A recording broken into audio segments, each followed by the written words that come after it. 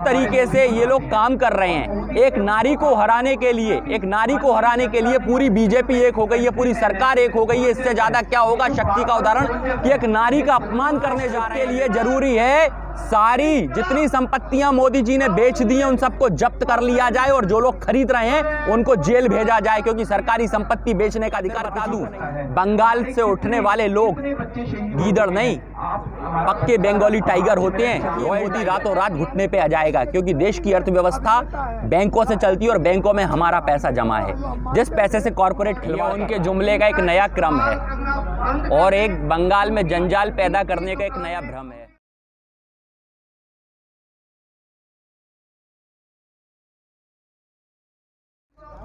हम ये पूछना चाहते हैं, राम मंदिर से क्या हमारा घर चल रहा है? राम मंदिर से क्या मेरी गाड़ी में तेल डल जाएगा? क्या मेरी गाड़ी में पेट्रोल नहीं है, सूखी पड़ी है, डल जाएगा?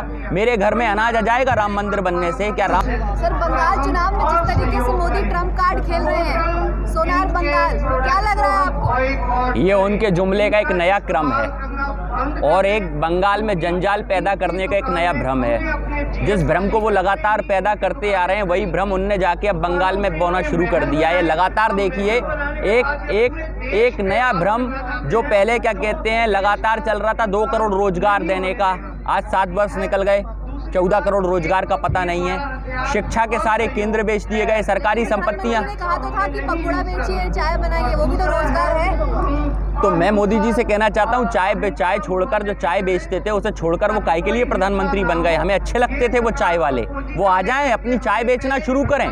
हम चाहते हैं वो चाय बेचें। तो जनता ने भारी मतों से जिताया है। जनता ने इसलिए जिताया था क्योंकि वो विकास के नाम पे आए थे और विकास के मुख्य मुद्दे देश में शिक्षा देना है, बुद्धि को खोलना है, ना कि धर्म के नाम पे उलझाना है, स्वास्थ्य संबंधित सेवाएं देना है, संरक्षण देना है और रोजगार देना है। मुख्य मुद्दा है रोजगार, अर्थव्यवस्था। देखिए, घर अर्थ से चलता है, धर्म से नहीं चलता।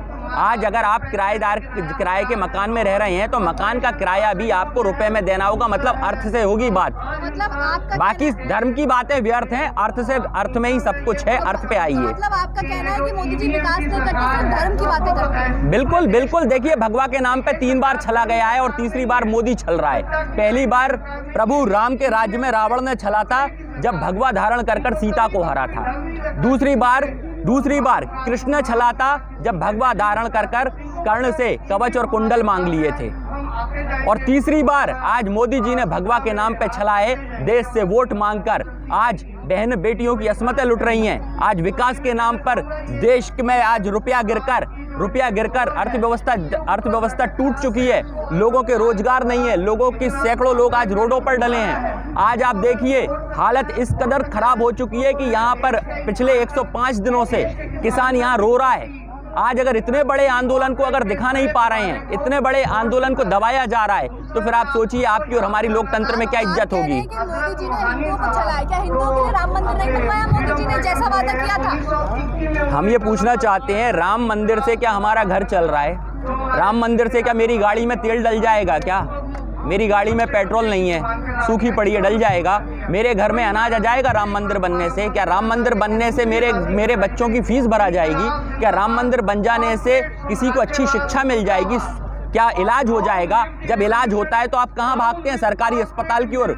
अगर ऐसा नहीं है तो फिर राम मंदिर में चले जाना अपना इलाज करवाने के लिए, तब तो मैं जानूं। राष्ट्र निर्माण के लिए जरूरी है, राष्ट्रहित में काम। राष्ट्रहित के लिए जरूरी है सारी जितनी संपत्तियां मोदी जी ने बेच दी हैं उन सबको जब्त कर लिया जाए और जो लोग खरीद रहे हैं उनको जेल भेजा जाए, क्योंकि सरकारी संपत्ति बेचने का अधिकार किसी को नहीं है। ये हमारे क्रांतिकारियों ने खून से सींच के इन संपत्तियों को बचाया था और जिसको सरदार वल्लभ भाई पटेल ने जो रियासतें थी 567 उन्हें जोड़कर राष्ट्रीयकरण किया था। तो राष्ट्र निर्माण तब होता है जब संपत्तियों को राष्ट्र के हित के लिए लगाया जाता है, बेचा नहीं जाता। बेचने वाले हैं मोदी। ऐसी क्या वजह है कि जो सारे बॉलीवुड स्टार मोदी जी के हक में बोल रहे हैं? पहले अक्षय देवगन, कंगना रनावत के बाद अब मिथुन चक्रवर्ती भी कह रहे हैं जय बीजेपी। डर पता होना चाहिए। मिथुन चक्रवर्ती के बेटे एक रेप केस में कई समय से उनके ऊपर एक रेप केस चल रहा है और ईडी आईडी के जो जिस तरीके से इनको उपयोग किया जा रहा है, उनके छापे, इनके डरों से ये डर और भय का माहौल पैदा कर लोगों को अपनी पार्टी में जोड़ रहे हैं। और आप देखिए कि उन पार्टियों में जाने वाले लोग भी अपने आप को कभी भी एक अच्छा इंसान नहीं बताते, एक मानवीयता की मिसाल नहीं देते, किसी ना किसी जानवर का नाम ले लेते हैं। जैसा कि मिथुन ने अभी खुद को कोबरा कहा है। अब बताइए कि कोबरा क्या होता है? सांप। और सांप क्या मारता है? जहर, फन, डसता है। तो अब क्या कोबरा दरवाजे दरवाजे जाकर के डसेगा क्या वहां की जनता को? मैं ये पूछना चाहता हूं, क्या बीजेपी ने चिड़ियाघर खोल रखा है क्या अपने यहाँ पे? जो बार बार क्या कहते हैं, कोई कोबरा आता है, कोई कीदड़ आता है, कोई लोमड़ी आता है, ये है क्या पार्टी? अगर चिड़ियाघर है तो बताइए, हम बीजेपी की जगह उसको भारतीय जानवर पार्टी कहने लग जाएं और उसको चिड़ियाघर में भेज दें। वैसे भी चिड़ियाघर खाली पड़े हैं। अभी जिस तरीके से ममता बनर्जी मंदिरों में चक्कर लगाती दिख रही है और वो अब डर रही है बीजेपी से। देखिए, जब कोई आपको ईंट फेंक के मारता है तो आप ऐसा नहीं आप पीठ दिखा के निकल जाते हो, आप उसका जवाब पत्थर से देते हो। और देश नारी प्रधान है और नारी शक्ति का स्वरूप है। और जिस तरीके से ये लोग काम कर रहे हैं, एक नारी को हराने के लिए पूरी बीजेपी एक हो गई है, पूरी सरकार एक हो गई है। इससे ज्यादा क्या होगा शक्ति का उदाहरण कि एक नारी का अपमान करने जा रहे हैं ये लोग वहां पर। और सिर्फ ममता बनर्जी को नहीं हरा रहे, ये उस सत्य की आवाज को हरा रहे हैं जिसने प्रदेश को बुलंद किया है, सेकुलरिज्म को स्थापित किया है, संविधान को बचाया है। ये उस ममता बनर्जी को हराने जा रहे हैं। और मैं फिर बता दूं, बंगाल से उठने वाले लोग गीदड़ नहीं, पक्के बंगाली टाइगर होते हैं, रॉयल टाइगर। अगर भाजपा बंगाल में हार जाती है तो फिर तो आप ईवीएम को दोष नहीं देंगे, फिर ईवीएम ठीक है वहाँ पे, और अगर जीत जाती तो फिर ईवीएम में गड़बड़ी है। देखिए, ये मैनिपुलेशन है, क्योंकि अगर ऐसा नहीं होता तो मुझे एक बार फिर जानना है कि देवबंद की वोटिंग एक बार दोबारा करवा ली जाए यूपी के अंदर। सब छोड़ दीजिए, सिर्फ यूपी देवबंद की वोटिंग करवा लो, मैं सब मान जाऊंगा कि उसमें मैनिपुलेशन नहीं है। एक बार आप बैलेट पेपर से चुनाव देवबंद पे करवा लो। इससे आपको पूरे देश का हाल पता पड़ जाएगा कि किस तरीके से बीजेपी गवर्नमेंट वोटों को मोबिलाइज करती है, कैसे उन्हें जगह जगह किस तरीके से उन पे काम करती है, मैनिपुलेशन कैसे चलता है कि 2 प्रदेश छोड़ दिए 4 प्रदेश जीत लिए, फिर 1 प्रदेश छोड़ दिया 3 प्रदेश जीत लिए।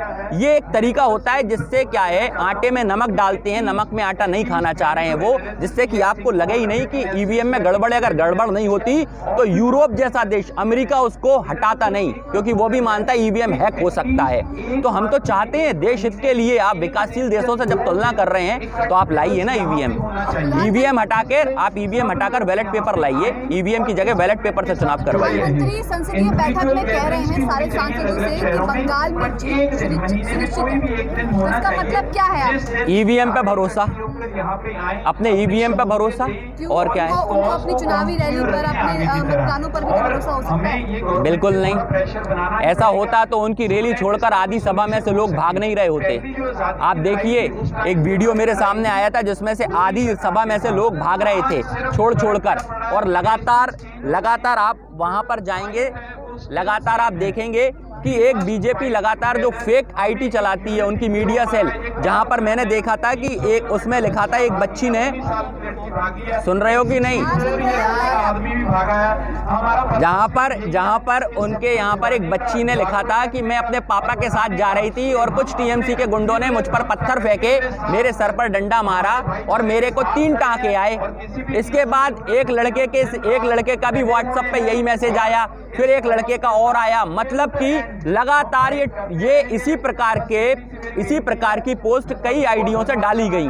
तो मैं जानना ये चाहता हूं कि लगभग 3 ही टांके सबको आए, सभी की गाड़ियों पे पत्थर फेंके, मतलब डंडा बिल्कुल इतना देख के मारा इतने सारे लोगों को टीएमसी वालों ने कि सिर्फ 3 टांके लगने थे। मतलब देखिए आपकी फेक किस तरीके से चल रहा है, और लगातार ये लोग डिजिटल मीडिया का गलत उपयोग कर रहे हैं, और इस गलत मीडिया का ये दूषित प्रयोग जो कर रहे हैं, इन्हें बंद करके बैलेट पेपर पर चुनाव करवा लें। मोदी जी हार जाएंगे, और मोदी ने पूरे देश को बेच दिया है। मैं चाहूँगा राष्ट्र हित के लिए, संविधान बचाने के लिए एक संदेश भी देना चाहूँगा।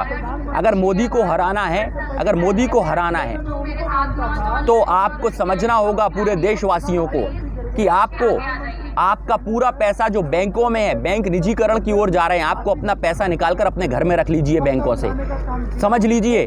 LICओं में जो आपकी FDआं हैं वो FD तोड़कर अपने घर में पैसा बुला लीजिए। देखिए मोदी रातों रात घुटने पे आ जाएगा, क्योंकि देश की अर्थव्यवस्था बैंकों से चलती है और बैंकों में हमारा पैसा जमा है।